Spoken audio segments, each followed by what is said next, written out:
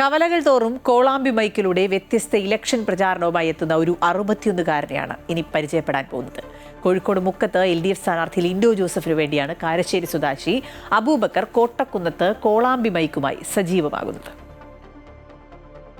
നാം അറിയുന്നു, നമ്മെ അറിയുന്നു, ഈ നാടിനെ അറിയുന്നു, ഈ നാടിന്റെ വികസന നായകൻ സദാവ് ജിന്ദേവിനെ നിങ്ങളുടെ വിലയേറിയ കനപ്പെട്ട വിലപ്പെട്ട വോട്ടുകൾ പണ്ടുകാലത്തെ ഇലക്ഷൻ പ്രചരണങ്ങൾക്കൊക്കെ ഉപയോഗിച്ചിരുന്ന കോളാമ്പി മൈക്ക് ഓർമ്മയില്ലേ? അതിനോട് സാമ്യമുള്ള മൈക്കുമായി എത്തിയാണ് സർക്കാരിന്റെ നേട്ടങ്ങൾ എണ്ണിപ്പറഞ്ഞ് ഓരോ കവല തോറും അബൂബക്കർ നടക്കുന്നത്.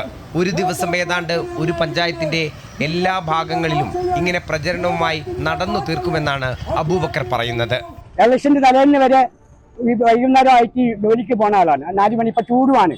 അതുകൊണ്ട് എനിക്ക് പറയാനുള്ളത്, ചൂട് കാലത്താവുമ്പോൾ ഒരു 5 മണിക്ക് ഇറങ്ങിയതാ. എന്നാലും ആരും അങ്ങാടിയിൽ ആളില്ലെങ്കിലും നമ്മൾ അതിന് ആളുകളല്ല, ഒരാളെങ്കിലും കേട്ടാൽ അത് മറ്റുള്ളവരിൽ പകർന്നാൽ അതൊരു നമ്മുടെ നാടിന്റെ വികസനത്തിന് വേണ്ടിയുള്ള ഒരു ഒറ്റ ഇത് മാത്രം.